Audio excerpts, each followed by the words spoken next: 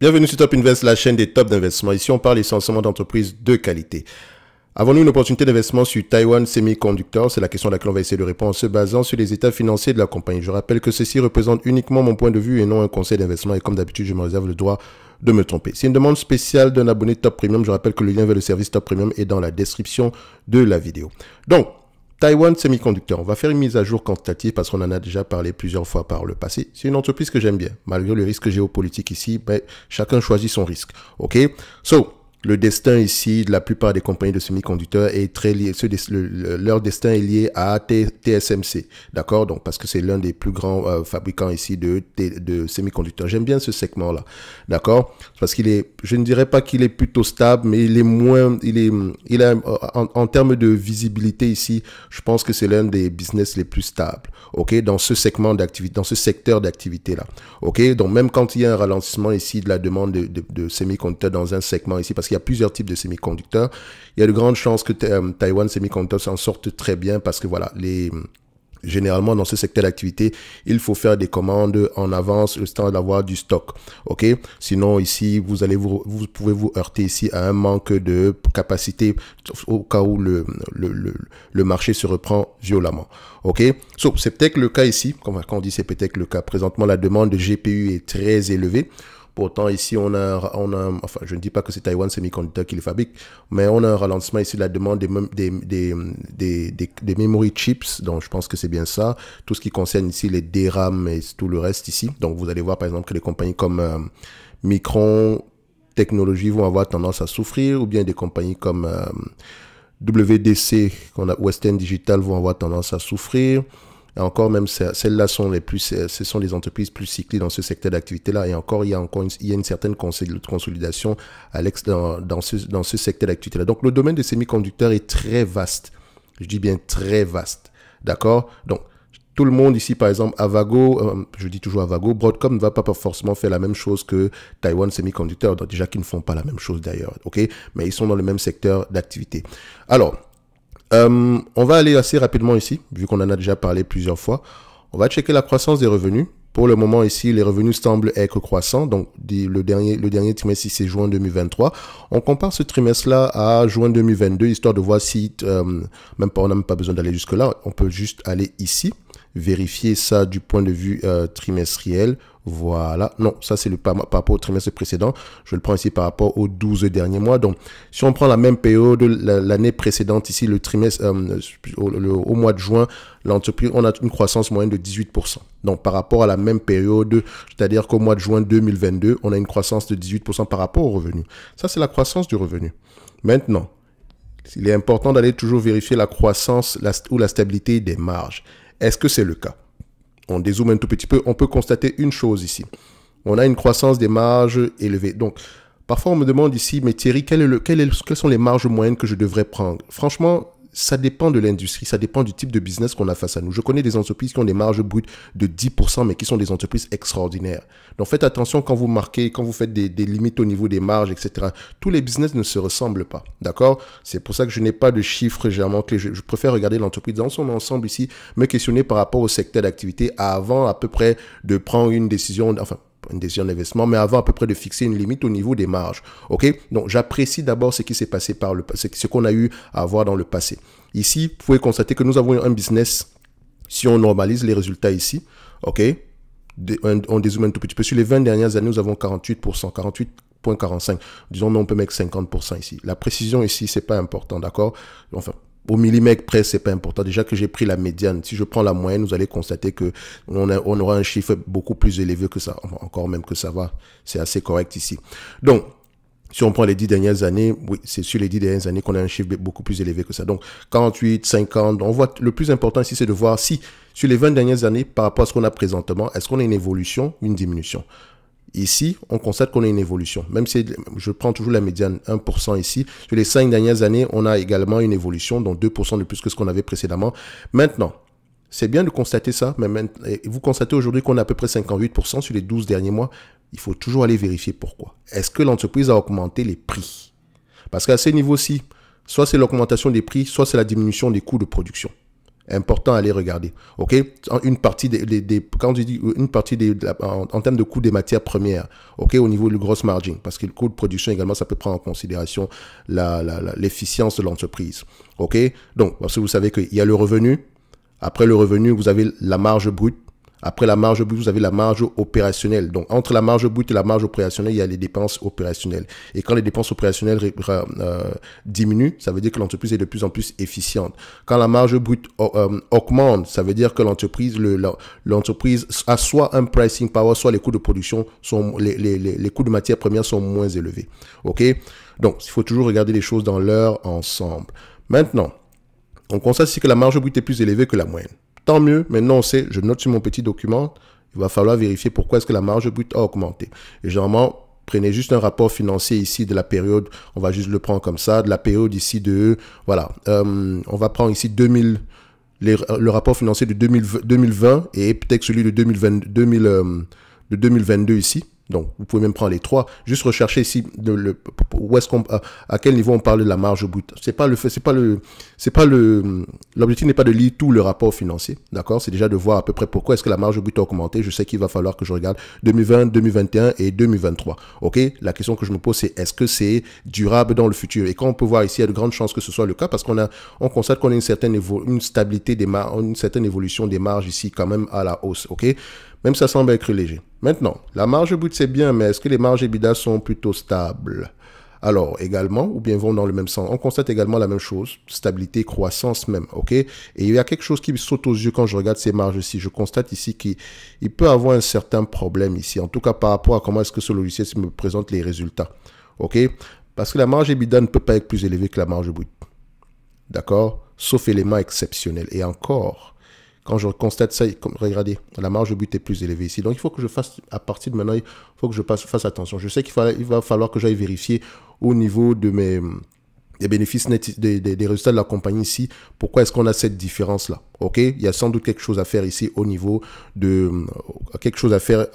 ici, même pas au niveau de j'allais parler de mise à jour, excusez-moi.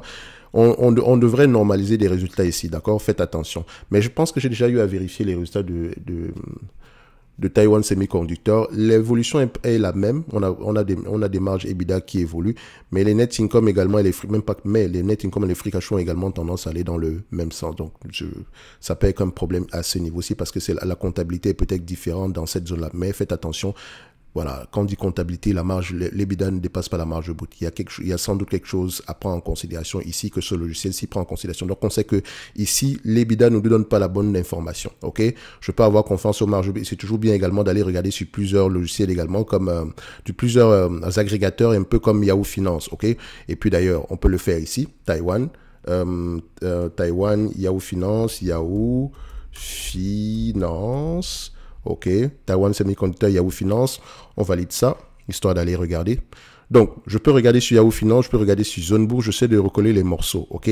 Donc, ça ne veut pas dire que si un agrégateur n'a pas de bonnes informations, et c'est pour ça qu'il faut souvent être prudent, toujours aller regarder dans les rapports financiers en fin de journée. En plus, je pense, non, elle ne publie pas ses résultats, c'est dividende, ça, c'est pas important.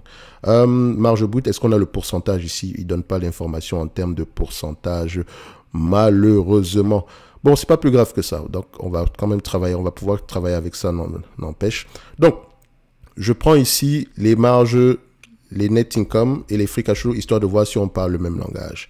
Ici, net income en termes de pourcentage, déjà, je vérifie si on n'a pas des net income qui sont plus élevés que les marges de free cash flow, histoire de voir si on parle, voilà. Excusez-moi, que les marges nettes, donc faites attention. Donc, je vois ici qu'on a des marges nettes ici aux alentours de 43%, presque aux alentours. Si on compare ça avec la marge brute ici, d'accord, vous constatez que la majeure partie de ce qu'elle gagne descend directement au niveau des marges nettes. C'est exceptionnel. Donc, vu que de nature, je n'aime pas travailler sans les bonnes informations, je ne pourrais pas continuer cette vidéo si je ne vais pas vérifier moi-même. Taiwan Semiconductor Investor. Donc, je vais aller vérifier ça personnellement au niveau des rapports financiers. On y va, même si on ne donne pas souvent l'information ici en pourcentage. Je vais prendre le dernier quarter. On peut avoir une bonne information ici. Quarter, on prend ça. Financial Testament, on vérifie. On dézoome. Qu'est-ce qu'on aura comme information? Alors, je vais prendre... Et voilà. OK. Donc, ça, ce sont ça c'est le bilan, voilà, au niveau des revenus. Gross margin 54%, 56, 59, ok, donc je vois ici que la marge brute est plus ou moins aux alentours de 50, 55%, enfin, à moins de 60% par là, ok. Est-ce que c'est la même information que j'ai ici? Oui, c'est la même information. Si je regarde ça au dernier trimestre ici, histoire de voir, 54.11, gross margin, et à ces niveaux-ci, on a combien? Voilà, parfait. Donc, je sais que la marge brute au niveau de Koifin est bonne. Maintenant, au niveau de la marge nette ici, on a à peu près construit un petit net income. En termes de pourcentage, c'est combien? Net income, 37, 40, 44. Si on les met, si on ajuste un tout petit peu ici, ça c'est order, donc on prend ça en considération. Donc techniquement, on ne devrait pas le prendre en considération, mais on a un 39 net income attribuable to shareholders. Ok, donc 37%, 44%, ok. 44, 40, 37, ok. Donc, on a sans doute quelque chose également dans cette zone-là. Là, on est à 46%. Je vais juste fermer ça et je vérifie ça à ce niveau-ci. Voilà, 37, ok. Donc, ça peut être assez correct également ici. Donc, ici, je pense qu'il va falloir normaliser d'ailleurs ces résultats-là parce que quand ici, j'ai 37%, le 37% apparaît, voilà, il est là. Donc, c'est assez correct. Ok. Donc, c'est que les marges nettes sont également assez correctes. C'est parfait. Donc, on a fait la vérification. Maintenant, on revient donc ici. Ok, donc en termes de net income et free cash flow, histoire de voir si on parle le même langage, les net income et les free cash flow disent quoi? On vérifie, on constate ici que les net income sont plus élevés que les free cash flow. Pourquoi? Free cash flow les free cash flow et net income doivent généralement aller dans le même sens. Une entreprise qui a des bénéfices nets de $100 devrait avoir des free cash flow de $100. Dans un monde où il n'y a pas de besoin en fonds de roulement. Le besoin en fonds de roulement, donc c'est-à-dire que les free cash flow peuvent être impactés ici par le besoin en fonds de roulement. Soit l'entreprise se fait payer en retard, donc généralement ici on vend à crédit en termes de bénéfices nets, on encaisse de l'argent, c'est une vente, c'est un bénéfice, d'accord. En termes sur le compte de résultat, c'est un bénéfice, mais il n'y a pas de cash qui rentre parce que le free cash flow, c'est le véritable cash que l'entreprise a encaissé réellement. Ok, donc soit on a vendu à crédit, soit on a payé certains de nos clients en avance, certains de nos fournisseurs en avance, ça peut impacter ici les free cash flow, soit il y a eu une dépense en capital élevée. Ok, toujours aller vérifier. Et vu qu'on a le bilan devant nous, bon, trimestriellement, on va aller regarder ça ici au niveau de voilà, cash flow opérationnel. Ok, donc ici, 100 millions de dollars, en milliards, enfin, ça c'est en milliards de dollars, 18 milliards cash flow opérationnel. On peut voir ici que bénéfice net, c'est 15 milliards avant les taxes. Income before income tax. Donc, faites déjà attention ici, il faut enlever les taxes. Faites attention parce que théoriquement, on enlève les taxes. Voilà, parfait. La dépréciation amortissement. Dépréciation amortissement, ça doit correspondre ici à la dépense en capital pour le trimestre. Parce que si on déprécie cette partie-là, si on déprécie 7 milliards, on devrait dépenser 7 milliards pour la dépense en capital. OK? Si on a une dépense en capital plus élevée que le 7 milliards en question, ça veut dire que la différence vient de la dépense en capital de croissance. Et il faudra aller vérifier pourquoi. OK? Donc, regardez ici. La dépense en capital, c'est Property, Plant and Equipment. OK? Et qu'est-ce qu'on constate ici? On constate que c'est 18 milliards. Donc, la dépense en capital sur les 6 derniers mois est plus élevée que ce qu'on a reçu ici en termes, ce qu'on a déprécié en considéré ici. Donc, il y a une différence ici à peu près aux alentours de 11 milliards. Vérification encore. Pourquoi? Donc, je sais que quand je vais lire mes rapports financiers, toujours aller vérifier au niveau de Property, Plant and Equipment, qu'est-ce que le management mentionne par rapport au capital expenditure. OK? Très important. Donc, je peux déjà voir ici que la différence entre les net income et les free cash flow provient de la dépense en capital ici. Et quand on regarde la dépense en capital en question, est-ce qu'elle a tendance à augmenter ou à diminuer? Capital expenditure. Parce que ça peut nous forcer également à poser des questions comme pourquoi est-ce que l'entreprise ne déprécie pas moins que ce qu'elle ne devrait est-ce que l'entreprise ne devrait pas déprécier plus que ce qu'elle ne fait présentement, qu'est-ce qu'elle présente présentement. Donc, parce que ça peut avoir un impact, c'est qu'elle ne présente présentement. Bref, ça peut avoir un impact ici au niveau des bénéfices nets. Donc, il faut toujours aller vérifier ça ici. Peut-être qu'on a des bénéfices nets qui sont moins élevés que ça. Je le dis parce que, généralement, quand je discute avec Léopold, je sais qu'il aime vraiment regarder les free cash flow ici, que ouais, mais c'est moins élevé que les net income et la dépense en capital de croissance est toujours, enfin, la différence provient toujours de la dépense en capital de croissance. Mais quand on regarde quand même, ça fait une dizaine d'années qu'on a une dépense en capital de croissance, parce que si on prend ici les bénéfices nets ici cumulés, voilà, ça reste une compagnie en pleine croissance. Peut-être qu'également elle a besoin d'investir massivement ici pour pouvoir être en avance un peu sur les autres. Ok, donc faut faire attention. Donc faut toujours aller vérifier l'information ici. Donc quand nous on évalue l'entreprise, on sous-entend que elle a les capacités de pouvoir avoir des free cash flow équivalents au net income dans le futur. C'est ce qu'on prend ici comme c'est généralement ici le raisonnement sous-jacent qu'on a. Ok, donc sur les 20 dernières années, en termes de net income, on a encaissé 5 milliards. Ça c'est en monnaie taïwanaise ici, d'accord, le dollar taïwanais, je pense que c'est ça. Donc, je peux même mettre ça ici en dollars pour faire simple. Je vais mettre ça en dollars, 1 milliard de dollars ici. Voilà, ok. Et là, je vais prendre ça ici en milliards de dollars également. Est-ce que j'ai l'information? Est-ce que j'arrive à faire ça? Free cash flow. Non, je n'arrive pas à faire ça. C'est pas plus grave que ça. Je vais juste remettre ça ici en... Voilà. Ok, donc ici on a eu, c'est en trillions, je pense bien, 5370 milliards de dollars taïwanais, ok, faites attention. Donc, disons qu'on a 5300 ici, et là on a 3200, donc on a une différence ici à peu près de 2000, ok, ça c'est sur les 20 dernières années, d'accord. Sur les 10 dernières années, les net incomes étaient de 4258, alors qu'on a eu des free cash flows aux alentours de 2460, donc à peu près, on a une différence ici aux alentours de 1800, d'un milliard, de 1800, aux alentours de 1800, donc 1 trillion 800. Ok, toujours aller vérifier pourquoi. Donc, ils ont investi en termes de croissance pour la dépense en capital de croissance ici, 1 trillion 800 en différence. Donc, il faut faire attention. Sur les 5 dernières années, est-ce qu'on a tendance à revenir à la moyenne? Donc, on voit ici qu'on a 1 milliard 300, enfin 1300 ici, donc 1 trillion 300 ici de dépenser au niveau du capital de croissance. Ok, donc il y a toujours une grosse différence ici. Donc, quand je vais lire les conférences call de Taiwan Semiconductor, il faut que je puisse vérifier pourquoi est-ce que la dépense en capital de croissance est si élevée et si c'est vraiment nécessaire. Il y a de grandes chances que ce soit nécessaire. Bref, on termine l'évaluation ici rapidement. Au niveau de la dette nette, on vérifie. Dette nette ici aux alentours de combien? La dette nette ici, on a à peu près, on a du cash net, ok?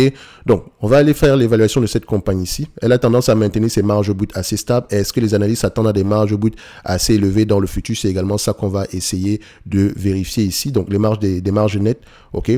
On a des marges nettes ici, 37, 33, 37. Donc, on va rester aux alentours de 37-35% par là.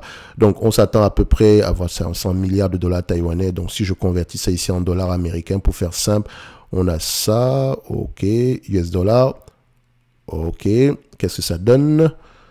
Alors, je prends directement les bénéfices nets, ça donne combien ici? On s'attend à peu près d'ici 2025 à 24 milliards, ok, mais en termes de bénéfices nets ici par action, si je ne me trompe pas, est-ce que ça a été bien fait? Non, je ne pense pas, parce que ça ne peut pas me donner 1,40$ ici par action, ça c'est impossible. D'accord? Je pense qu'il y a la conversion est mal faite ici. Donc, il faut toujours vérifier l'information, les amis, c'est important.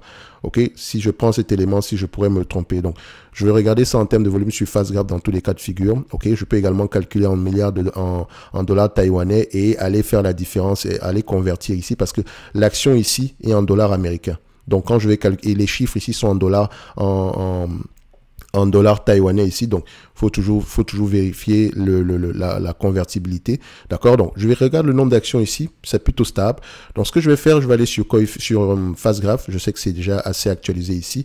On va regarder TSM, qu'est-ce qu'on a ici comme information. Alors, on voit ceci. C'est un business qui va avoir tendance, voilà, sur les dernières années ici, si on regarde bien, c'est ça, voilà, le management, les opérateurs de marché payent à peu près 20 fois les bénéfices. OK? Croissance élevée, etc. On paye à peu près 20 fois les bénéfices. Très bien, mais en période de maturité, on va avoir tendance à retourner aux alentours de 17, 20 fois, 17 et entre 17 et 15 fois les bénéfices. Mais ça reste une entreprise en pleine croissance. Les analystes s'attendent à une certaine croissance pour les années à venir. On vérifie également ici, en termes d'optimisme pour la croissance, on s'attend à du 6% sur les 5 prochaines années. OK? Et si on donc de faire à peu près une estimation ici assez rapide. Donc, 2024, 2025, 20%. Au-delà, on s'attend à du 6%. En tout cas, c'est ce qui est marqué ici. OK? Donc, on peut vérifier ça là. OK? Est-ce que c'est le cas? Ils ont pris en considération le 6%. Parfait. Estimé. OK. Donc, on l'a déjà pris en considération ici. En termes d'évaluation, qu'est-ce que ça va donc nous donner?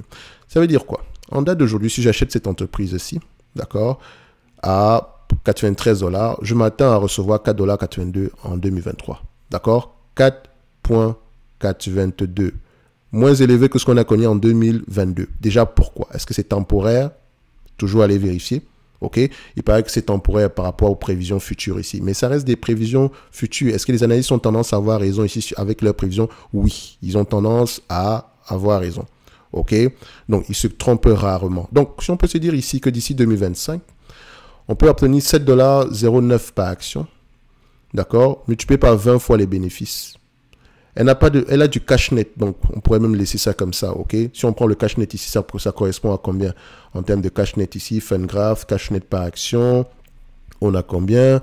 On aura à peu près aux alentours ici de 4 $ de cash net par action. On pourrait rajouter le 4 $ sur notre évaluation ici, mais je vais laisser ça de côté.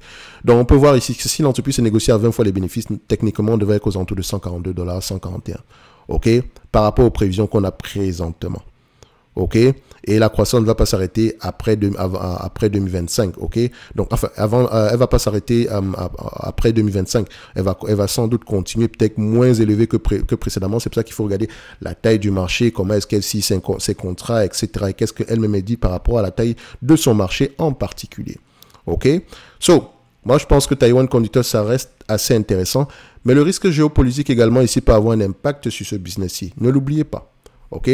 Parce que sur le plan, si on a par rapport à tout ce qui se passe en Chine, les États-Unis, etc., donc ça peut avoir un impact sur le business. Et si ça a un impact, quand je dis un impact, c'est-à-dire les opérateurs de marché peuvent avoir tendance à payer des multiples moins élevés ici. C'est pour ça qu'il faut faire attention quand on utilise les multiples. OK? Donc, ici, si je prends des multiples de 15 fois les bénéfices, admettons que le marché est assez frileux, on sera à la limite correctement évalué. Donc, au pire des cas, je dis bien au pire des cas avec les prévisions qu'on a présentement, il y a de grandes chances qu'on récupère notre somme de départ. Sinon, si on continue à se négocier à 20 fois les bénéfices, tant mieux pour nous. Donc, ça peut être intéressant d'aller regarder le Taiwan Semiconductor en date d'aujourd'hui. OK? Ça, c'est sur le plan quantitatif. Maintenant, le qualitatif doit également vous parler. OK? N'oubliez pas, en lien dans la description de cette vidéo-ci, vous avez le service Top Premium et on se donne rendez-vous sur la prochaine vidéo. Merci.